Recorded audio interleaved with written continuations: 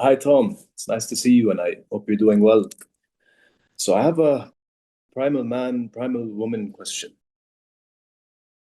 There's a theory in psychology called attachment theory, and it basically states that we learn how to bond and form relationships based on the attachments that we had to our caretakers growing up and based on what we get from that.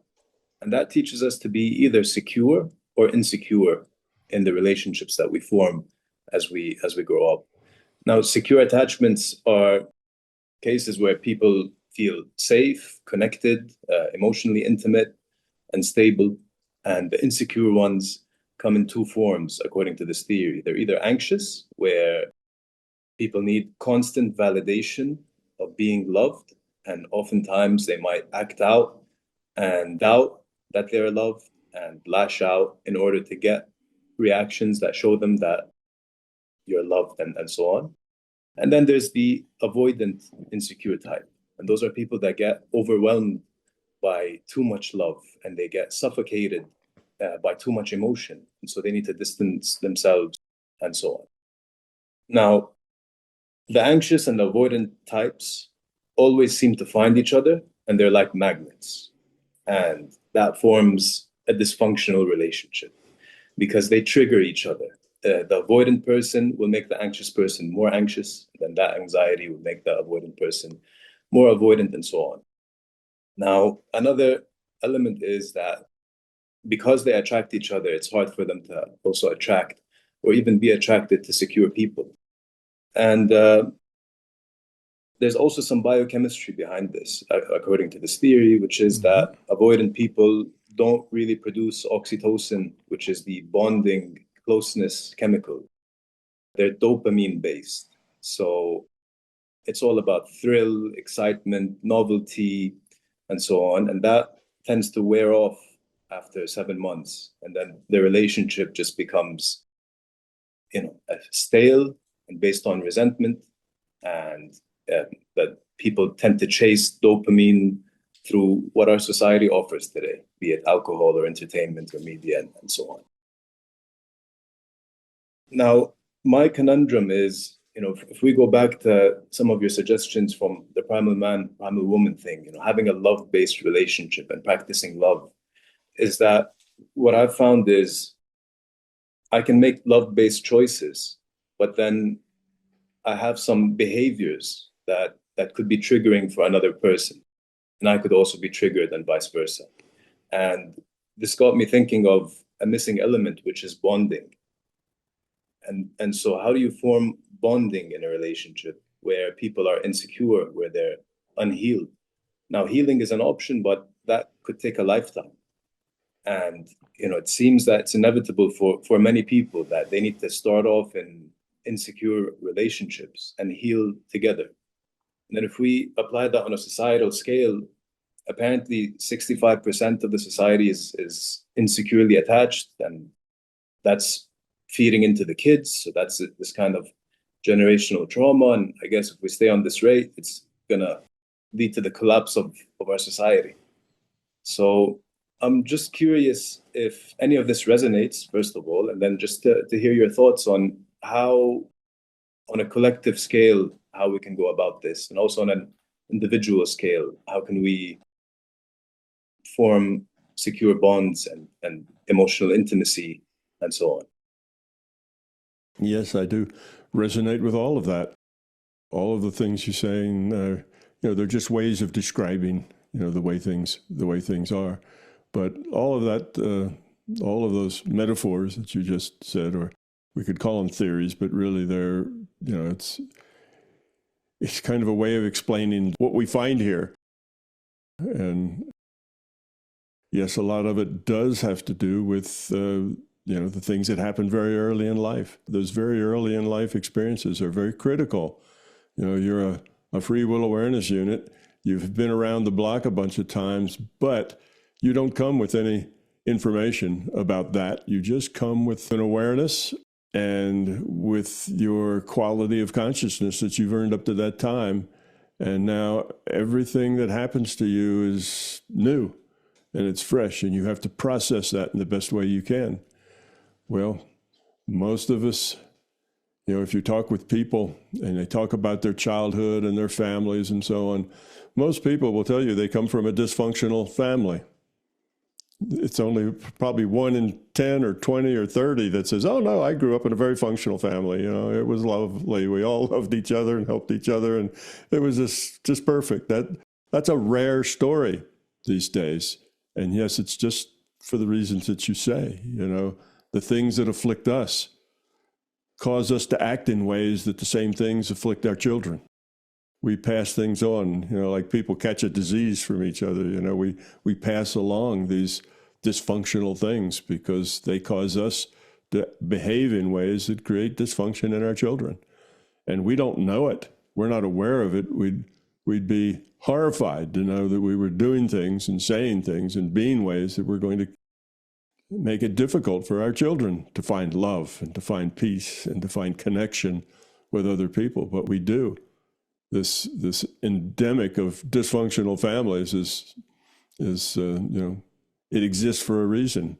It's the basic low quality of consciousness that we have. It's fear-based. And when you're fearful, it causes you to act in ways that produce children that are going to be fearful. Our society, the way our culture works, helps produce fearful children. We have an economic system that pretty much requires both parents to work. Well, then who raises the children? And parents come home and they're tired and they've had a long day. They want to kind of relax and take it easy, but, they have a lot of things to do. They have to fix meals and clean up and take care of the kids, and the kids have homework, and you're going to see the homework's done. And it's just difficult now, where the people who are the mainstay of love and protection and security for the kids, they only see them for 4 hours before they get put to bed. They see them for an hour in the morning and 4 hours in the evening, or 3 hours in the evening, and that's it. And a lot of that time is watching violence on TV. So, well, what do you do about that? It's the economic situation kind of presses us into that nuclear family.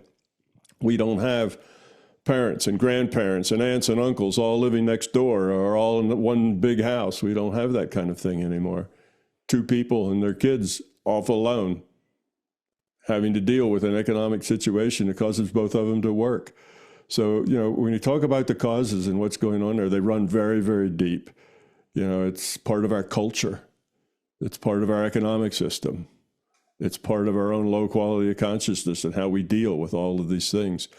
So it's not a simple problem that says, oh, here's how you fix that. It's not one of those things. There's too many there's too many variables in the mix of what causes this dysfunction.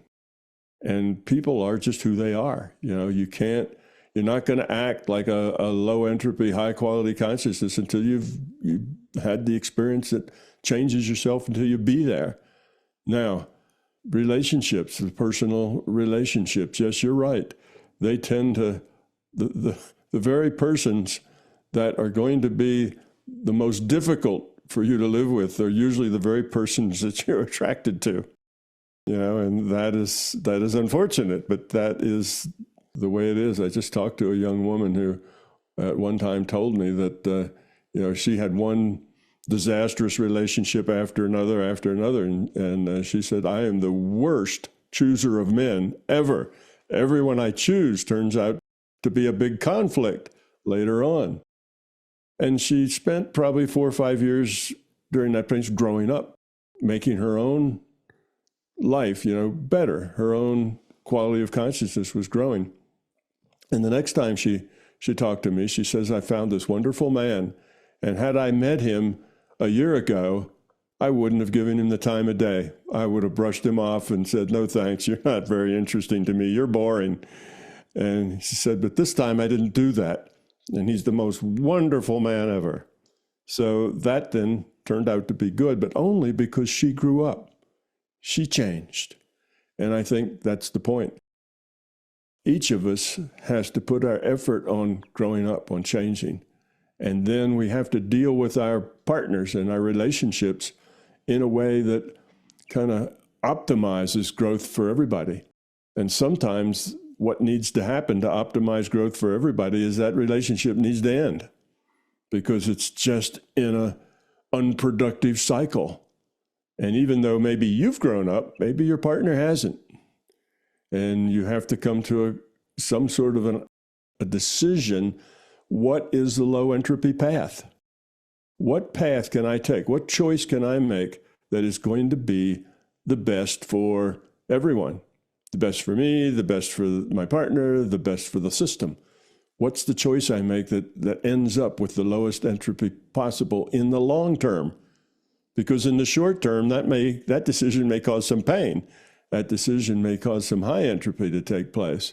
But if you're convinced that the long term is going to be a lower entropy and it'll be better for everybody, then you need to have the courage to take those steps and do it. Because that's the point. You come to decisions. You have to say, what's the low entropy choice? And sometimes you have to go backwards a couple of steps before you can go forwards because there's a roadblock in front of you and you just can't force your way through it. You have to back up some. So in the process of having the lowest long-term entropy, you may have to create some higher entropy along that way. There is no easy solution. There's not like, oh, we can do this and everybody will live happily ever after. You're talking about people and their dynamics and why they think and make choices the way they do. You know, you talk about these various, personality types with the anxiety and the people who are avoiding things. Well, all of that is fear. It's all fear-based. You have anxiety because you have fear. You avoid things because you have fear. So the point is you need to get rid of that fear. And some people grow up to the point that they realize that and they have to start working on it. Now, how can I do it? Can I do it in the context of the relationship that I've got? Can I? Well, maybe so. Sometimes a very difficult relationship will help you grow up because you have to offload a lot of your ego in order to make that relationship palatable, to make it so it isn't so painful. So maybe that's good, but maybe that's not so good. Maybe you're just, continually pouring energy and time into something that's just going to get more and more destructive. Well, then you have to make a choice. What do you do? But the choice has to be not just what's best for me. It has to be what's best for everybody involved. And there's a lot of people involved. It's never just, two people. There's lots of people involved. There's loved ones on every side. There's children. It's a very complex situation. And you have to say, what is the low entropy for everyone? Not an easy decision to come to because it's hard to come up with all the information you need to make that choice. But over months and years, that becomes more and more obvious of what that choice has to be. And when you get to that point where it requires action, then you need to have the courage to take the action. So, because otherwise it's a shame for two people to just continue making each other miserable until one of them dies. That is not a good way to live your life. When there's an opportunity for both of them to find peace and happiness. So sometimes ending relationships is the right thing to do. Sometimes working on them and improving them is the right thing to do. Sometimes, the problem is mostly your own. A lot of times the problem is your own. You always see the problem as somebody else's. It's always your partner's problem. And if your partner were just like you want him to be, then there wouldn't be a problem. But we have to realize that that's false. That's not like that. You are part of the problem as well. By definition, the problem isn't one person problem. It's a relationship problem. And both people, have input to that dysfunction. So all of that you have to work through. And what it turns into being is it's a growing. So these relationships we have are the places where we are most likely to grow up. That's where the rubber meets the road, and changing who you are is in a relationship. You know, you can go live in a cave by yourself and you can think wonderful spiritual thoughts, but that's hard to grow up in that.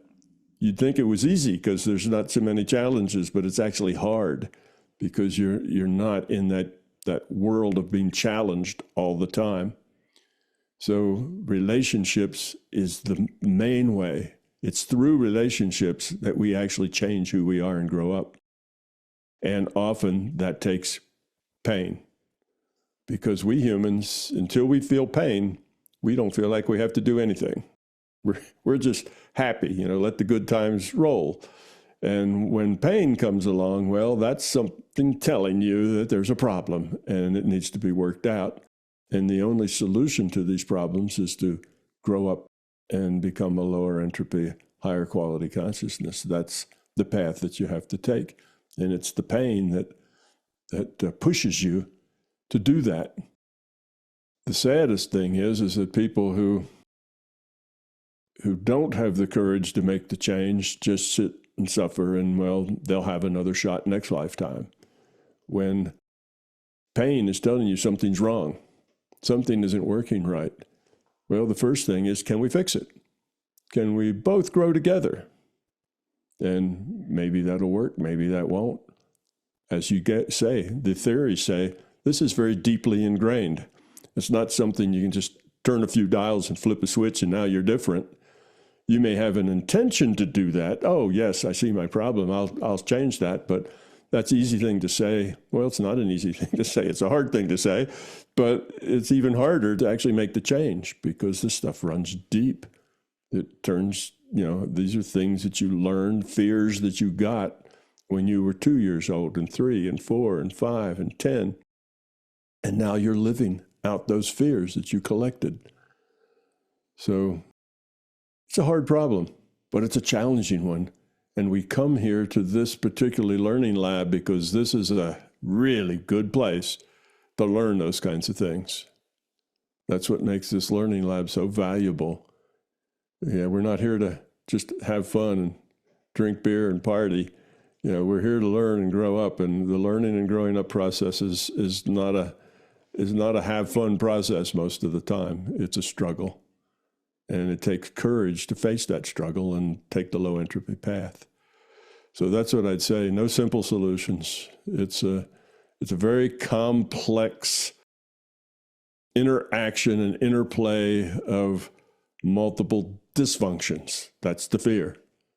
And the solution is to get past the fear. So that, I know that's no answer, but it's hopefully a little more clarity on the problem so that you can kind of see what's going on. But just the theory that you put out is good theory. It's a good set of metaphors for describing what goes on and how it happens, and that works. I'm sure there's other metaphors that also are very informative as well, but the ones you shared with us are very informative. It's a good model for describing how things work.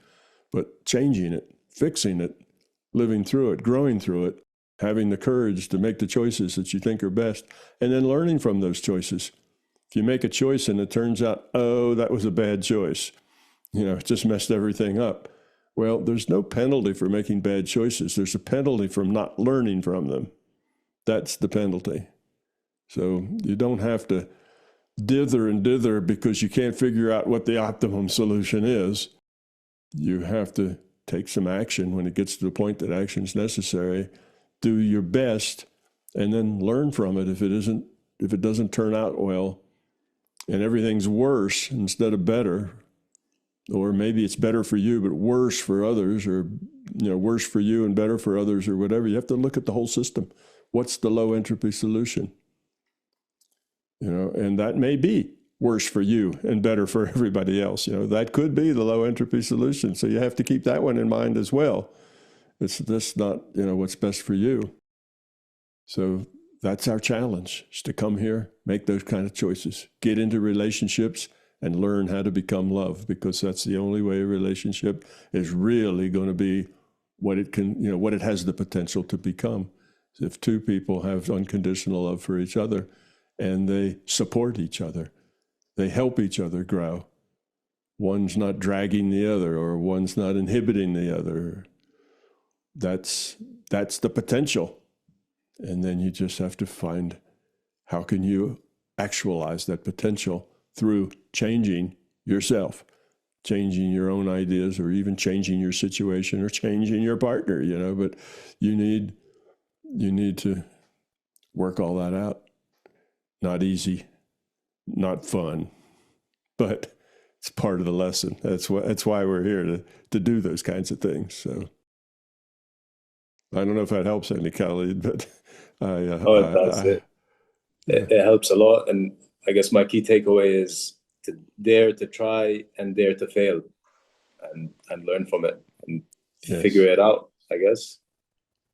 That's it. You see, if you try and fail, it's not so bad if you learn from it. Because if you learn from it, then next time you'll do better.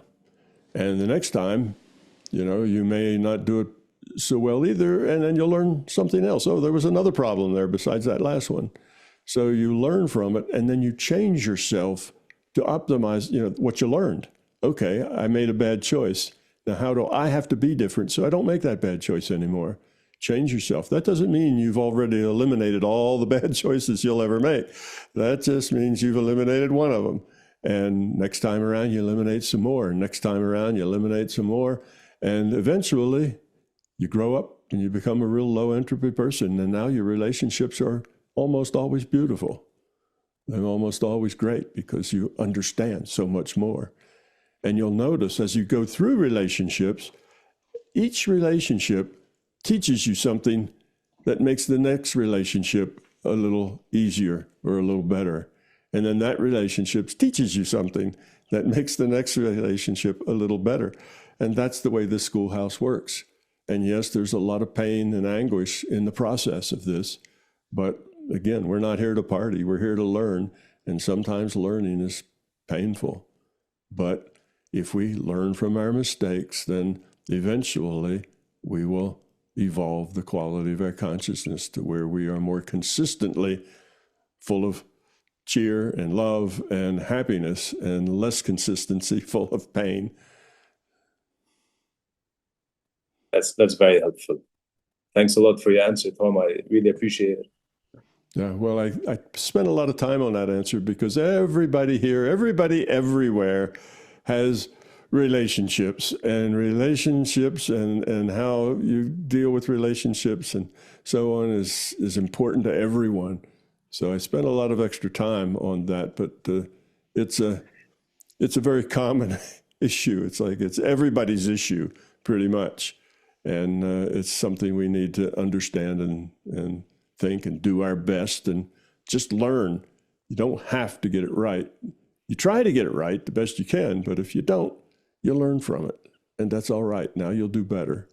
Every relationship you've ever had have made the next relationship a little better, more understandable. That's called growing up, one step at a time. Thank you, Tom. Love is the answer. If there's one way to discover this truth that Tom Campbell, physicist and consciousness expert, has concluded, it is through your own experience. Give yourself the gift of experiencing yourself. After all, Tom has stated so many times that if it's not your experience, it's not your truth. So learn to experience with Tom's Exploring Consciousness and Everything Paranormal program, and unlock those natural abilities for yourself. Discover why love is the answer. Binaural beats included to assist you. Details are in the description below. Thank you.